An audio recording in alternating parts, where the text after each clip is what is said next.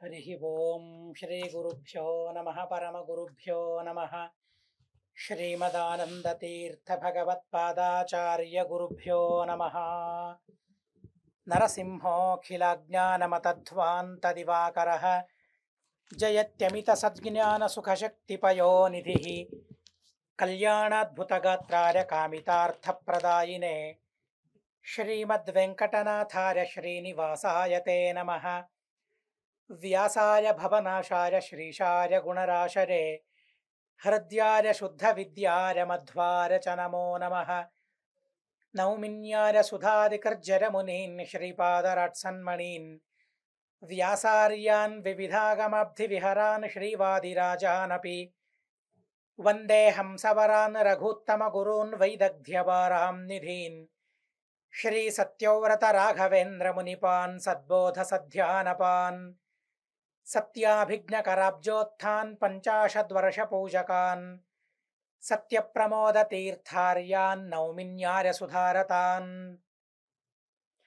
शास्त्रेषु पारदृश्वानं शास्त्रज्ञेषु च वत्सलं दीनभक्तोद्धारकरं सत्यात्मानं गुरुं भजे। नारायणं सुरगुरुं जगदेकनाथं भक्तप्रियं सकललोकनमस्कृतं च त्रैगुण्यवर्जितमजं विभुमाद्यमीशं वन्दे भवघ्नममरासुरसिद्धवन्द्यं। नारायणं नमस्कृत्य नरं चैव नरोत्तमं देवीं सरस्वतीं व्यासं ततो जरमुदीरये। स्वस्त्यस्तु। नारायणाय परिपूर्णगुणर्णवाय विश्वोदरस्थितिलयोन्नियतिप्रदाय ज्ञानप्रदाय विबुधासुरसौख्यदुःखसत्कारणाय वितताय नमो नमस्ते। स्वस्त्यस्तु। हरिः ओं हरिः ओं हरिः ओं। ధర్మరాజు తనకు ధర్మయుద్ధం గురించి సందేహం కలిగింది. సందేహాన్ని నివారించుకోవడం కోసం ఎన్నో ప్రయత్నాలను చేశాడు. ప్రయత్నాలు సఫలమయ్యాయి. అయినా కూడా ఆ ఫలాన్ని తను అనుభవించలేకపోతూ ఉన్నాడు. అది ఫలమే అని గమనించలేకపోతూ ఉన్నాడు. ఎలాంటి విచిత్రమైన అవస్థ గమనించండి. తన సందేహానికి సమాధానం దొరికింది. అయినా కూడా అది సమాధానం అనే భావన తనకు కలగటం లేదు. ఎంత విచిత్రమైన ప్రసంగమో, చాలా విచిత్రమైన ప్రసంగం. అలాగే ఎన్నోసార్లు మనకు ఇలాంటి ప్రసంగం ఎదురవుతూ ఉంటుంది. సమాధానం దొరికినా కూడా అది సమాధానం కాదు అని మనం అనుకుంటూ ఉంటాం. ఇది సమాధానం అనే నిర్ధారణ మాకు కలగాలన్నా కూడా ఒక విశిష్టమైన పుణ్యం ఉండాలి. పుణ్యం లేకపోతే సమాధానం కూడా సందేహంగా తనకనిపిస్తుంది. ఆ సమాధానం గురించి కూడా తనకు సమాధానం ఉండదు, మనస్సమాధానం ఉండదు. జవాబు దొరికింది కానీ సమాధానం తనకుండదు. ఎందుకని? ఏదో పాపం, తను చేసిన పాపం. ఎలాంటి పాపం ఉంటుందంటే, ఎవరో ఒక విషయాన్ని నిర్ధారణ చేసుకొని ఉంటారు. ఇది ఇలా, ఉదాహరణకు తూర్పును తూర్పు అని తను అనుకున్నాడు. కానీ ఎవరో వచ్చి అది తూర్పు కాదయ్యా, అది పడమరా అని తనకున్న సరి అయిన జ్ఞానం ఏదైతే ఉందో ఆ జ్ఞానాన్ని నాశనం చేయడానికి తను ఆరంభించాడు, నాశనం చేశాడు. అది ఒక పాపం. యథార్థమైన జ్ఞానం ఉన్నప్పుడు ఆ జ్ఞానాన్ని నాశనం చేయాలనే ప్రయత్నం ఏదైతే ఉందో అది కూడా ఒక పాపం, మహత్తరమైన పాపం అని. అలాంటి పాపం చేసినప్పుడే ఇలాంటి అనుభవాలు ఎదురవుతాయి. సమాధానమైనా కూడా అది సమాధానం, అది నిజమైన జవాబు అని తనకు అనిపించదు. అలాంటి పరిస్థితి ధర్మరాజుకి ఏర్పడింది. కృష్ణుడు చెప్పినా, వేదవ్యాసుల వారు చెప్పినా, ఎవరు చెప్పినా తను వినడం లేదు. భీష్మాచార్యుల దగ్గరికి వెళ్ళాడు. అతి సూక్ష్మమైన ధర్మాలను ఆ భీష్మాచార్యుల వారు ఉపదేశించారు. భీష్మాచార్యుల్లో ప్రవేశించి శ్రీకృష్ణుడు సమాధానమిస్తూ ఉన్నాడు. మొట్టమొదట రాజు యొక్క ధర్మాలను తాను తెలిపాడు. ఆ తరువాత భాగవత ధర్మాలను గురించి ఉపదేశిస్తూ ఉన్నాడు. ఎంత చక్కని సందేశాలో, ఎంత చక్కని సమాధానాలో ఎంత చక్కని తత్వోపదేశాలో మనం వాటిని వింటూ ఉన్నాం. శ్రీమదాచార్యుల వారు చాలా అద్భుతంగా వాటిని సంగ్రహించారు. విష్ణోర్భాగవతానాంచ ప్రతీపస్యాకృతి సదా. కొన్ని ధర్మాలను మనం విన్నాం. ఆ తరువాత మళ్ళీ కొన్ని ధర్మాలను ఆచార్యుల వారు ఉపదేశిస్తూ ఉన్నారు. మరొక ప్రధానమైన ధర్మం ఏంటంటే, ఎవరైతే భాగవతులు ఉన్నారో వారికి వారిని విరోధించకూడదు. వారికి విరోధంగా నడుచుకోకూడదు. భగవంతునికి విరుద్ధంగా నడుచుకోకూడదు. వైష్ణవులకు కూడా విరుద్ధంగా నడుచుకోకూడదు. తన ప్రవర్తన ఎలా ఉండాలంటే భగవంతునికి అనుకూలంగా ఉండాలి. వైష్ణవులకు అనుకూలంగా ఉండాలి. భగవంతునికి భాగవతులకు అనుకూలంగా మన ప్రవర్తనలుండాలి. అలాంటి ప్రవర్తనల వల్ల మాకు సద్గతి లభిస్తుంది. సమీచీనమైన లాభం మనకు కలుగుతుంది. పరస్పర విరోధేతు, భాగవతులే ఇద్దరు, కానీ వారిరువురూ విరోధిస్తూ ఉన్నారు. ఎవరి పక్షంలో ఉండాలి? ఎవరికి అనుకూలంగా ఉండాలి? ఇరువురు వైష్ణవులే అయినా కూడా వారిరువురు విరోధిస్తూ ఉన్నారు. వారిరువుల్లో విరోధం కనబడుతూ ఉంది. ఎవరి పక్షాన్ని మనం వహించాలి? ఎవరికి అనుకూలంగా ఉండాలి? ఆచార్యుల వారంటారు విశిష్టస్యానుకూలత. వారిరువురిలో ఎవరు గొప్పవారో, ఎవరు తెలిసిన వారో, ఎవరి జ్ఞానం అధికమైనదో, ఎవరికి భగవంతుని యందు భక్తి అధికంగా ఉందో అలాంటి విశిష్టులు అంటే ఇరువురిలో ఉత్తములైన వారెవరో వారికి అనుకూలంగా ఉండాలి. చూడండి మన బాధ్యత ఎంత ఉంటుందో. వారిరువురిలో పెద్దవారెవరు, చిన్నవారెవరు, ఆ తారతమ్యం మనం తెలుసుకుని ఉండాలి. అలా తెలుసుకుని ఉన్నప్పుడే మనకు అలా వ్యవహరించడం సాధ్యమవుతుంది. ఎవరైతే విశిష్టులు కారో, ఎవరు చిన్నవారో వారికి అనుకూలంగా ఉండడం కూడా ఒక తప్పు. భగవంతుని ప్రీతి మా పైన కలగదు. యద్యపి భాగవతులే, యద్యపి వైష్ణవులే, వైష్ణవులకు అనుకూలంగా ఉన్నాను కదా, అది ధర్మమే కదా అని మనం అనుకోవచ్చు. కానీ అది ధర్మం కాదు. ఇరువురు వైష్ణవుల్లో విభేదం ఏర్పడినప్పుడు వారిలో ఉత్తములెవరో వారికి అనుకూలంగా ఉండడమే ధర్మం. అయితే మరొక వైష్ణవుణ్ణి విరోధించినట్లయితుందే అంటే విరోధించినా పర్వాలేదు. ఉత్తములైన వారికి అనుకూలంగా ఉంటూ ఉన్నాం కాబట్టి ఆ విరోధం వల్ల ఏ విధమైన హాని జరగదు. కానీ దానివల్ల మంచి జరుగుతుంది మనిషికి. చాలా విచిత్రమైన ధర్మం కదండి. ఎంత సూక్ష్మమైన ధర్మాలను తను ఉపదేశిస్తూ ఉన్నాడో మనం గమనించాలి. ప్రియం విష్ణోస్తదీయానామపి సర్వం సమాచరేత. భగవంతునికి ప్రియమైనదేదో, దేనివల్ల భగవంతునికి మాపై ప్రీతి కలుగుతుందో, మాపై ప్రేమ అధికమవుతుందో, అలాగే వైష్ణవులు మనం చేసిన ఏ పని వల్ల మాపైన ప్రేమ వారికి ఎదుగుతుందో అలాంటి పనులను మనం చేయాలి. మా గురువుల వారు ఉన్నారు. ఏం చేస్తే వారి ప్రేమను సంపాదించుకోగలం? డబ్బులిస్తే సంపాదించుకోగలమా? కాదు. మేము ప్రతిరోజు వారు ఆదేశిస్తూ ఉంటారు. 1108 గాయత్రిని జపించండయ్యా అని ఆదేశిస్తూ ఉంటారు. ఆ ఆదేశాన్ని పరిపాలిస్తూ దాన్ని స్వామీజీ వారి ముందు మేము విన్నవించుకుంటే ఎంత సంతోషం వారికి కలుగుతుంది, మాపై ఎంత ప్రేమ కలుగుతుంది. సంతోషంతో ఆశీర్వదిస్తారు. కనుక విష్ణువుకు వైష్ణవులకు వారికి ఏది ప్రియమైనదో అలాంటి పనులనే మనం చేస్తూ ఉండాలి. మాకు ప్రియమైన పనులను చేయడం కాదు. మాకు ప్రియమైనవి ఎన్నో ఉన్నాయి, కానీ విష్ణు వైష్ణవులకు ప్రియమైన పనులను మేము చేస్తూ ఉండాలి. ప్రియం విష్ణోస్తదీయానామపి సర్వం సమాచరే. అన్నిటినీ ఆచరించాలి, సమాచరించాలి. ఎందుకంటే వాటిని అన్నిటినీ చేస్తే ఎంతో అద్భుతమైన ప్రేమను సంపాదించుకోగలుగుతాం మనం. ఎవరి ప్రేమనో సంపాదించుకోవడానికి ఎంత తిరుగుతాం, ఎంత ఖర్చు పెడతాం, ఎంత శ్రమను ఓర్చుకుంటాం.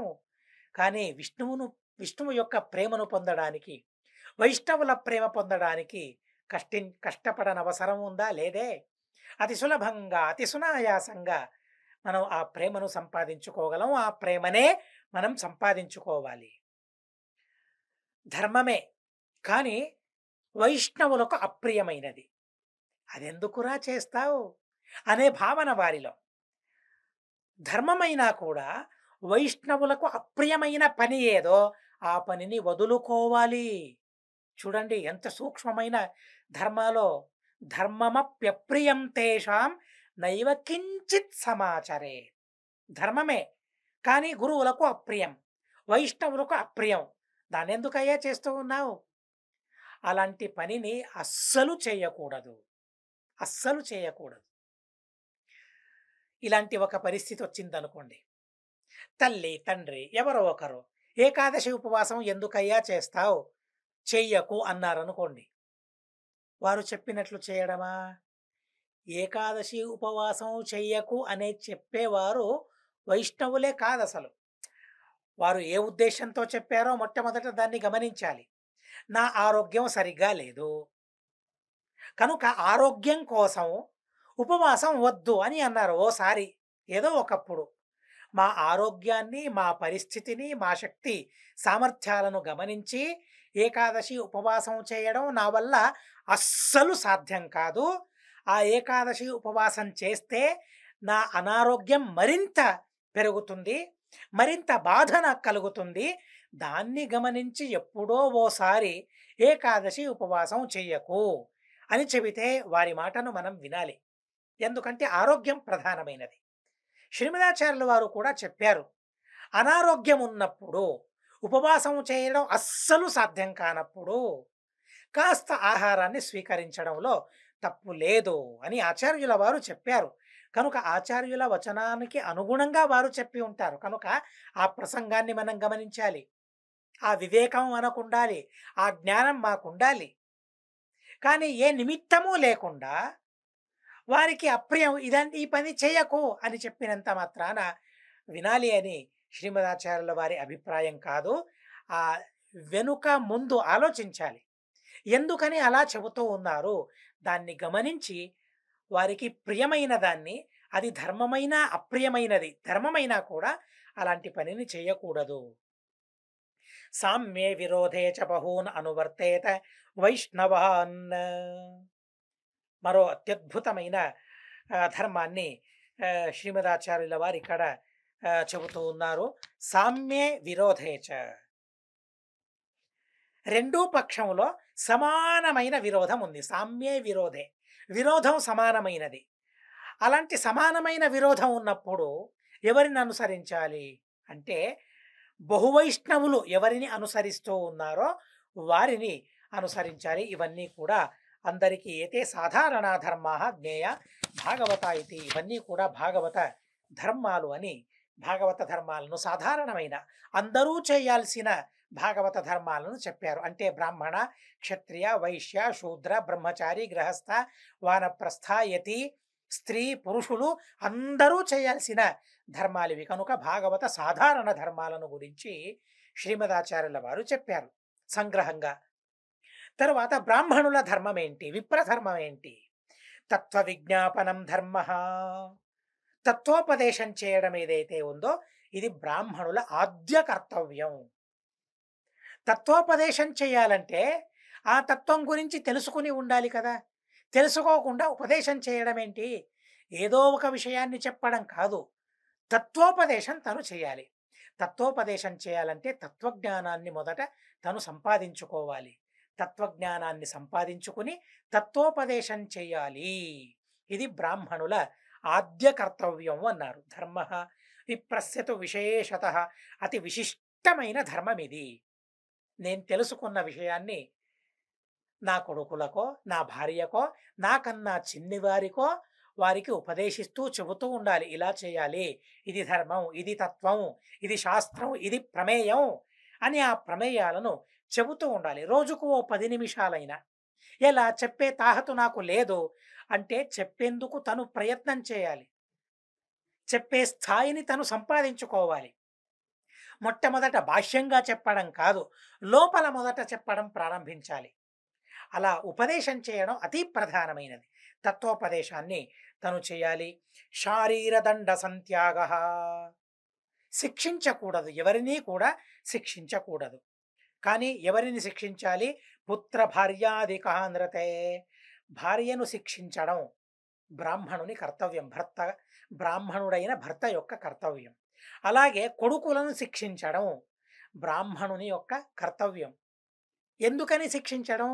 అంటే వారు తప్పు చేసినప్పుడు, శిక్షింపబడేంత నేరాన్ని వారు చేసినప్పుడు అనివార్యంగా వారిని శిక్షించాలి. ఎందుకోసం శిక్షించాలి అంటే, ఆ పాపం ఏదైతే ఉందో, అపరాధం ఏదైతే ఉందో, నేరం ఏదైతే ఉందో అది దూరం అవ్వాలి. ఆ పాపం పరిహారం అవ్వాలి. పాప పరిహారం కోసమే శిక్ష తప్ప కోపంతో శిక్షించడం అస్సలు కాదు. కోపం ఉండకూడదు. కోపాన్ని పరిత్యజించాలి. ధర్మాన్ని పరిపాలించలేదు, అధర్మాన్ని తను చేశాడు కనుక దానికి శిక్షించాలే తప్ప మరో ఉద్దేశం ఉండకూడదు. ఎలా శిక్షించాలి? తత్రాపి నాంగహాని స్యాత్. శరీరానికి ఏ విధమైన హాని జరగకూడదు. శిక్షించిన తరువాత ఆ వేదన చిరకాలం ఉండకూడదు, చాలాసేపు ఉండకూడదు. ఆ వేదన, ఆ బాధ చూడండి. శిక్షించే పద్ధతి ఎలా ఉందో చూడండి. బ్రాహ్మణులు శిక్షించాలి. ఎందుకని? తన పాపం దూరం అవ్వాలని శిక్షించాలి.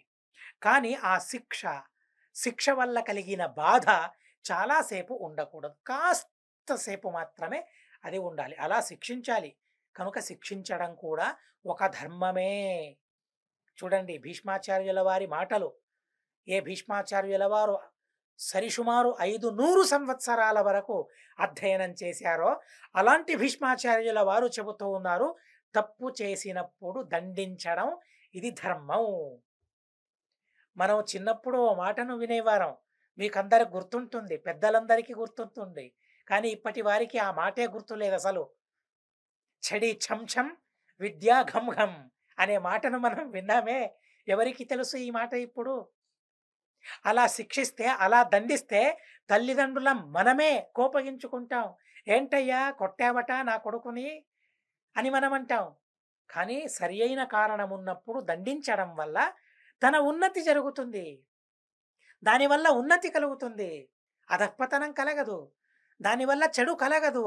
అలాంటి దండ వల్ల, అలాంటి శిక్షణ వల్ల. కనుక శిక్షించడం కూడా ధర్మమే. తత్రాపి నాంగహాని స్యాద్వేదనా వా చిరం నుతో నచార్థదండః కర్తవ్యో విప్రవైశ్యాదిభిః క్వచిత్ శారీరదండ విషరే వైశ్యాదీనాంచ విప్రవత. తరువాత క్షత్రియాదుల ధర్మాన్ని చూడండి. ఎంత ప్రధానమైన ధర్మాలను శ్రీమదాచార్యుల వారు సంగ్రహించారో మనం అర్థం చేసుకోవాలి. ఇక క్షత్రియాదుల ధర్మాన్ని ఉపదేశిస్తూ ఉన్నారు. నచ అర్థదండ కర్తవ్య విప్ర వైశ్యాదిభిః క్వచిత్. బ్రాహ్మణులైన వైశ్యులైన వీరందరూ కూడా ఆర్థిక దండాన్ని విధించకూడదు. అంటే ఏదైనా ఒక పాపం చేసినప్పుడు ఇంత డబ్బును ఇవ్వాలి, ఇది ఆర్థిక దండన. ఇది ఆర్థిక దండన. ఇలాంటి ఆర్థిక దండను ఇచ్చే సామర్థ్యం బ్రాహ్మణులకు లేదు, అలాగే వైశ్యులకు కూడా లేదు. విప్రవైశ్యాది విక్వచిత శారీరదండ విషరే వైశ్యాదీనాంచ విప్రవత. శరీరాన్ని శిక్షించే విషయంలో అంటే కొట్టడం ఇలాంటి విషయంలో వైశ్యులు మొదలైన వారికి బ్రాహ్మణుల నియమమే అన్వయిస్తుంది. అంటే బ్రాహ్మణులు తన భార్యను, తన కొడుకులను, తన అధీనములో ఉన్నవారిని వారు తప్పు చేసినప్పుడు మాత్రమే వారిని శిక్షించాలి. అంగహాని కలగకూడదు, ఆవేదన చిరకాలం ఉండకూడదు. ఇలాగే వైశ్యులు, శూద్రులు ఇలాగే తమ తమ భార్యలను, తమ తమ కొడుకులను, మళ్ళీ మళ్ళీ నేను చెబుతూ ఉన్నాను, వారు తప్పు చేసినప్పుడు ఇలా శిక్షించాలి. తల్లి కూడా అలాగే తన కొడుకులను అలా శిక్షించాలి. యథాలబ్ధేన వర్తేత భిక్షయా వా ద్విజోత్తమః శిష్యయాజ్యోపలబ్ధైర్వా క్షత్రధర్మేణ వాపది. బ్రాహ్మణుల ఉపజీవనం ఎలా? ద్విజోత్తమ, ఉత్తమ బ్రాహ్మణుడు తనలా ఉపజీవన చేయాలి అంటే ఏ విధమైన ప్రయత్నం లేకుండా ఎవరైనా ధనమిస్తే ఆ ధనం వల్లే తన బ్రతుకు తెరువు. కానీ ఎవరూ ఇవ్వడం లేదు, ధనం ఎవ్వరూ ఇవ్వడం లేదు, ఉపజీవనం కోసం ఎవరూ ధాన్యం ఇవ్వడం లేదు. అలాంటి సందర్భంలో శిష్య యాజ్యోపలబ్ధైర్వా, గురుకులంలో శిష్యులు ఉంటారే, ఆ శిష్యులు భిక్షకని వెళతారు. భిక్షలో సంపాదితమైన వస్తువులనన్నిటినీ కూడా గురువులకు సమర్పించుకోవాలి. ఆ ద్రవ్యం వల్ల తన ఉపజీవన, అలాగే శిష్యుల ఉపజీవనాన్ని కూడా, శిష్యులకు కూడా ఉపజీవనాన్ని తను కల్పించాలి. లేక యాజ్యోపలబ్ధ యజ్ఞయాగాదులను చేయించాలి. దానివల్ల లబ్ధమైన ద్రవ్యంతో తన ఉపజీవనాన్ని చూసుకోవాలి బ్రాహ్మణులైన వారు. ఉపలబ్ధైర్వా, దానివల్ల కూడా జరగటం లేదు. అలాంటి సందర్భంలో క్షత్రియ ధర్మాన్ని పాలించి, ఆపద్ధర్మం అని దీన్నంటారు. క్షత్రియ ధర్మాన్ని పాలిస్తూ ఉపజీవనాన్ని చేసుకోవచ్చు. మహాపత్కాలం ఉన్నప్పుడు వైశ్యుల ధర్మాన్ని ఆచరిస్తూ, అంటే వ్యాపారం చేస్తూ బ్రాహ్మణులు ఉపజీవనాన్ని చేసుకోవచ్చు. విషాం ధర్మై క్షత్రియ సుర విప్రయో, అలాగే క్షత్రియులు కూడా ఇలాంటి ధర్మాలను పరిపాలిస్తూ పరిపాలిస్తూ ఉండాలి. క్షత్రియులు దేవతల మరియు బ్రాహ్మణులు ఆ ద్రవ్యాన్ని విడిచిపెట్టి మిగిలిన వారి ద్రవ్యంతో తను కూడా ఉపజీవనం చేసుకోవచ్చు. అలాగే తనకు విరోధులైన వారెవరున్నారో వారిని జయించి, వారిని గెలిచి బలాత్కారంగా వారి ధనాన్ని కూడా క్షత్రియుడు తీసుకోవచ్చు ఆపత్కాలంలో. ఇలాంటి అతి విచిత్రమైన ధర్మాలు ఉన్నాయి. క్షత్రియ ధర్మాలు, బ్రాహ్మణ ధర్మాలు అత్యంత విచిత్రమైన ధర్మాలు ఉన్నాయి. సామాధిక్రమతో ధర్మాన్ వర్తయే దండతోంతత అపలాయి సదా యుద్ధే సతాం కార్యమృతే భవేత్. క్షత్రియులు మళ్ళీ ఎలా ఉండాలి? సామ దాన భేద దండ క్రమంలోనే ధర్మాన్ని సంరక్షించాలి. ధర్మాన్ని సంరక్షించడం తన కర్తవ్యం. ఎవరి కర్తవ్యం? క్షత్రియుని కర్తవ్యం. ఆ ధర్మాన్ని సంపాదించే విషయంలో ఏ ఉపాయాలను తను ఆచరించాలి, ఏ ఉపాయాల అనుష్ఠానం తను చేయాలి అంటే మొట్టమొదట సామోపాయాన్ని తను అనువర్తించాలి. అంటే మంచి మాటలతో తనకు చెప్పి చెప్పి ధర్మాన్ని ఆచరించాలి, ధర్మాన్ని సంరక్షించే పని చేయాలి. నువ్వు ఇలాంటి పని చేస్తూ ఉన్నావయ్యా, అది ధర్మం కాదు, అలా చేయకూడదు, దానివల్ల మంచి జరగదు, రాజ్యానికి కూడా మంచి జరగదు, నీకు మంచి జరగదు, నీ వాళ్ళకు కూడా దానివల్ల మంచి జరగదు, కనుక అలాంటి పనిని చెయ్యకు అని మొదట మంచి మాటలతో చెప్పాలి. అయినా తను వినడం లేదు. మృదు మాటలను ఎవరు వింటారండి? ఈ లోకంలో ఎవరు వినరు. కనుక సామోపాయం అది ఫలించకుండా ఉన్నట్లయితే ఆ తరువాత మరో ఉపాయాన్ని చేయాలి. దాన అంటే తనకేమైనా దానం ఇవ్వాలి.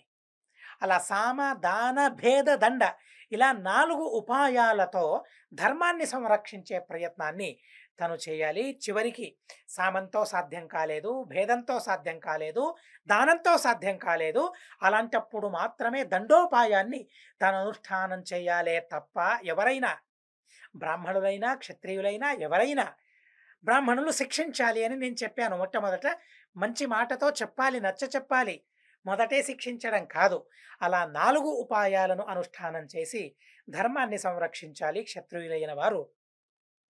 విశేషంగా యుద్ధంలో తిరిగి వెళ్ళకూడదు. యుద్ధం చేస్తూ ఉన్నప్పుడు తిరిగి వెళ్ళకూడదు, యుద్ధం చేయాలి. యుద్ధం చేసి గెలుపును సంపాదించుకుని తను వెళ్ళాలి. యుద్ధం చేయడమే తన ధర్మం. ఇది క్షత్రియుల ధర్మం. ఇది వైశ్య శూద్రుల ధర్మం ఎలా ఉన్నాయి? కృషి, వాణిజ్య, గోరక్ష, కుసీదం వైశ్య జీవనం.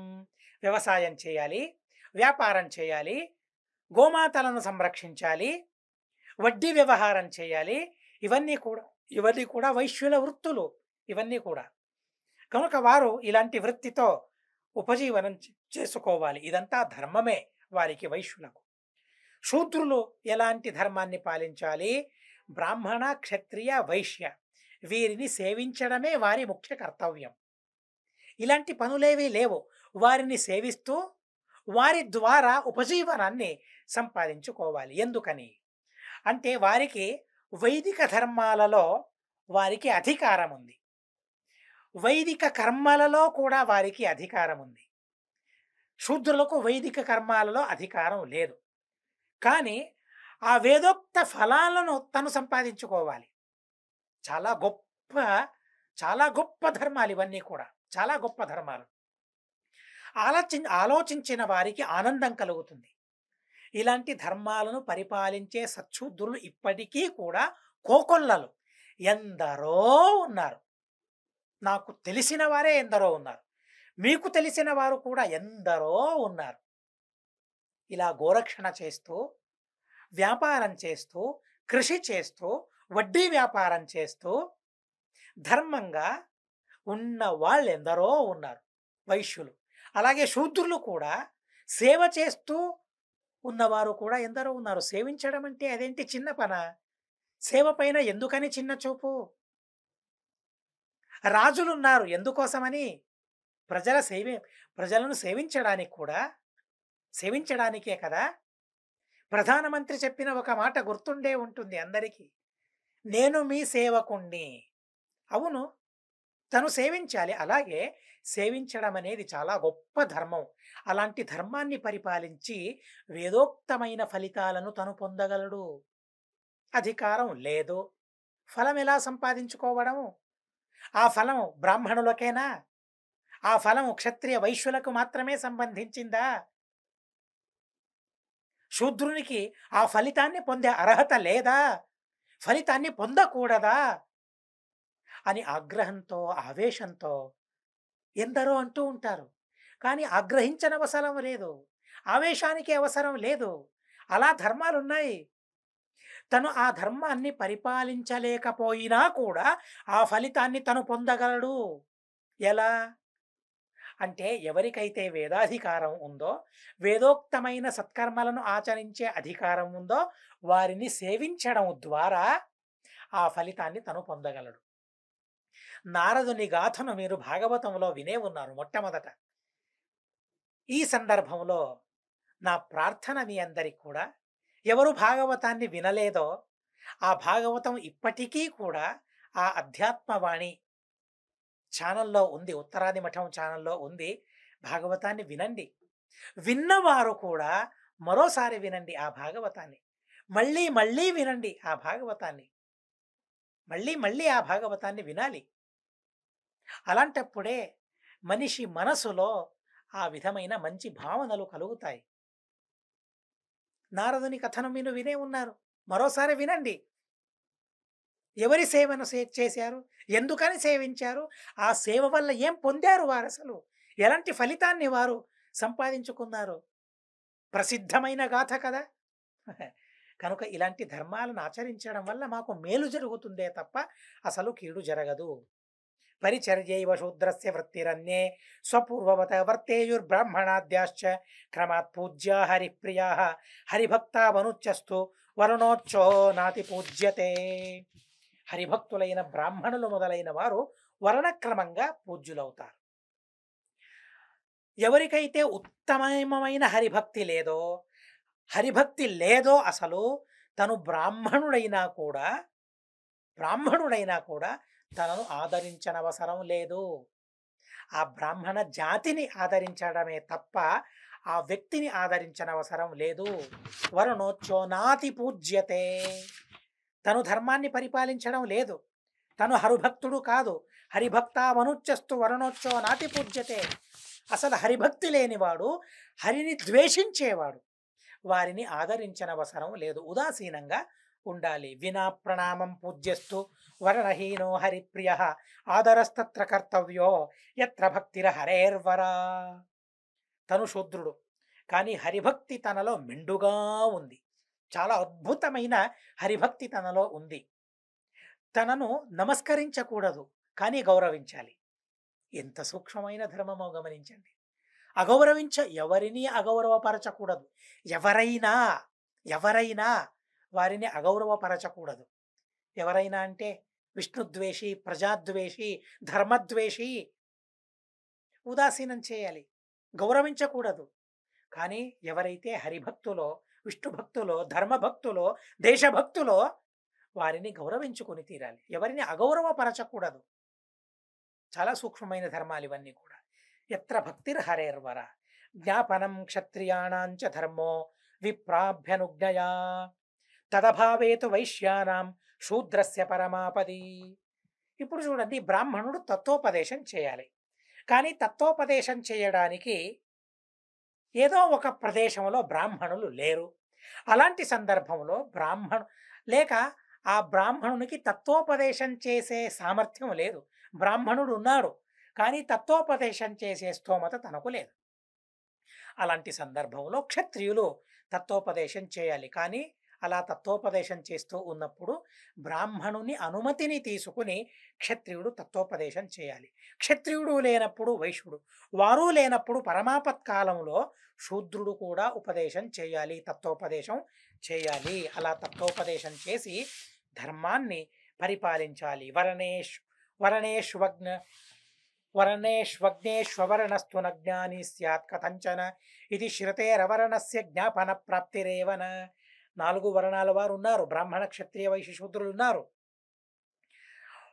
వారు జ్ఞానశూన్యులైనప్పుడు వర్ణబాహ్యుడు, అసలు ఈ వర్ణంలో లేనివాడు వర్ణబాహ్యుడు సర్వథా తను ఆ, జ్ఞాని అయ్యే సాధ్యత లేదు. కాబట్టి వర్ణభాష్యునికి ఉపదేశించే ప్రసక్తి లేదు అనే మాటను చెబుతూ ఉన్నారు. వర్ణభాష్యుడు ఎవడైతే ఉన్నారో వారికి ఉపదేశించిన అవసరం లేదు. చూడండి, శూద్రునికి ఉపదేశించే తాహతు ఉంది, ఉపదేశించే స్తోమత ఉంది, తను ఉపదేశించాలి. ఎవరూ లేనప్పుడు శూద్రుని ఉపదేశాన్ని కూడా వినాలి. ఇలాంటి అతి సూక్ష్మమైన ధర్మోపదేశాలను భీష్మాచార్యులు చేస్తూ ఉన్నారు. భీష్మాచార్యునిలో ఉన్న శ్రీకృష్ణ భగవానుడు ఇలాంటి సూక్ష్మమైన ధర్మాలను ఉపదేశిస్తూ ఉన్నాడని తెలుసుకుంటూ ఇంకా అనేక ధర్మాలున్నాయి, వాటిని క్రమంగా తెలుసుకుందామని చెబుతూ అస్మద్ గురువంతర్గత తాత్విక దేవతాంతర్గత భారతీరమణ ముఖ్య ప్రాణాంతర్గత శ్రీకృష్ణార్పణమస్తు.